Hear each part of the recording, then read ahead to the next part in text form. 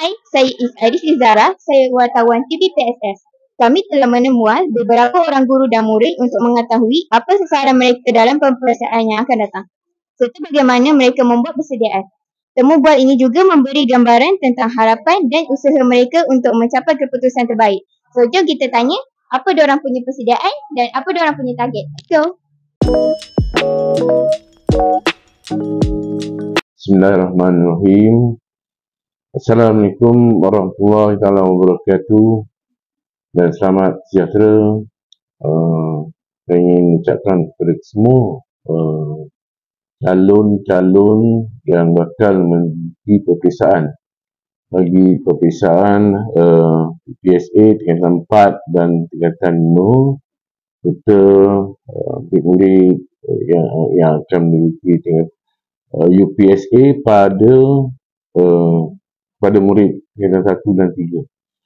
Harapan saya semoga semua murid-murid SMK Bandar Sungai Buaya hadapilah peperiksaan ini dengan penuh semangat, buat rujukan, referen dan juga kalau boleh jangan tidur waktu periksa.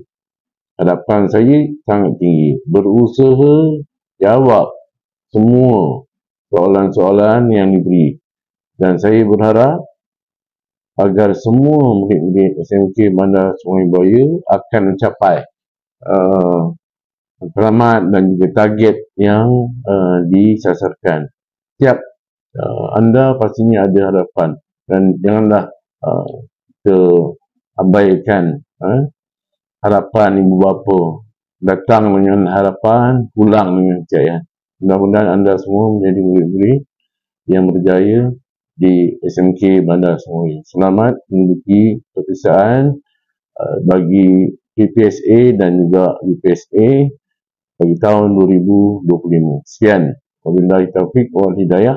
Assalamualaikum warahmatullahi wabarakatuh. Well, hello beloved students of SMK Bandar Sungai Buaya.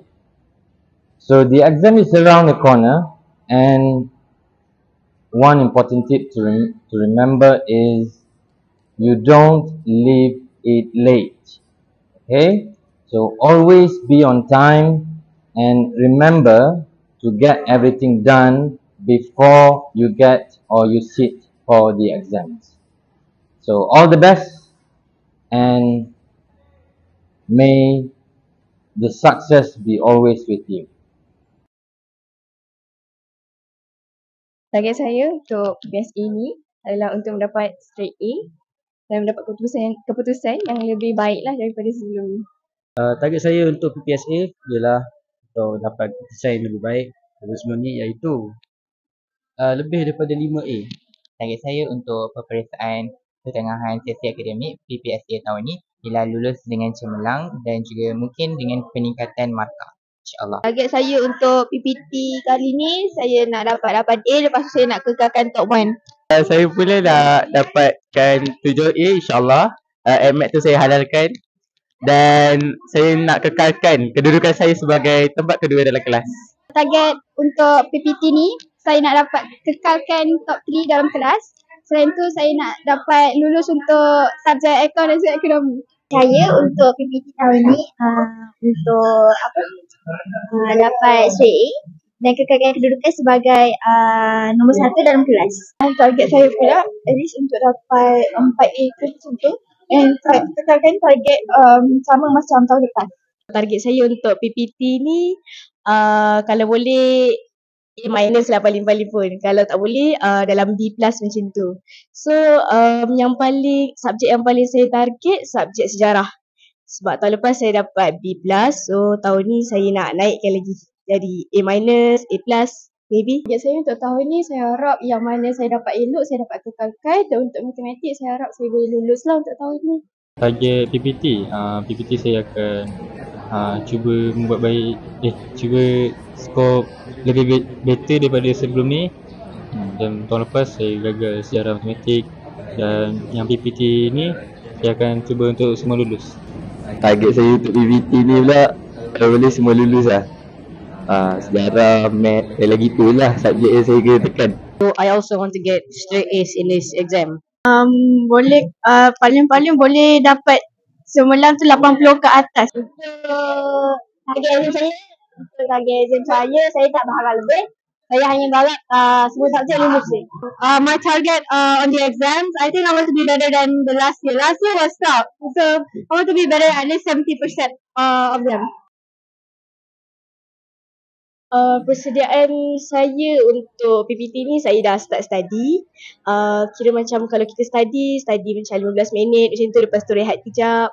Okay, lepas tu saya dah start study dengan kawan-kawan, tolong mana yang diorang tak tahu, lepas tu bagi tunjuk ajar macam tu. Persediaan kami sebagai rakan sekelas yang sama, kami menumpukan perhatian dalam kelas bahasa cikgu mengajar. Kami menghadiri kelas tambahan yang diadakan oleh guru-guru dan juga kami menjalankan ataupun menyiapkan kerja sekolah yang diberikan oleh guru-guru. Setuju. Ya, betul. Untuk saya pula, kena banyakkan study, especially subjek yang agak lemah. Lepas tu kekalkanlah mana-mana yang subjek yang kita dah dapat A. Akan mula kaji pelajaran dan pastikan saya dah study untuk semua subjek dan boleh jawab persen dengan tenang dan dapat persen yang cemerlang. Persediaan saya pula, saya akan make sure saya study dengan lebih awal untuk every subject so that saya boleh confident jawab exam tu tanpa rasa takut. Daripada kemampuan yang dijalankan, jelas bahawa setiap murid dan guru mempunyai cara tersendiri dalam membuat persediaan dan menetapkan sasaran. Apapun cabaran yang dihadapi, semangat dan usaha mereka amat mengagumkan. Semoga semua mencapai kejayaan yang diimpikan dalam peperiksaan nanti. Okey, itu je video kali ini. See you on the next video. Bye-bye.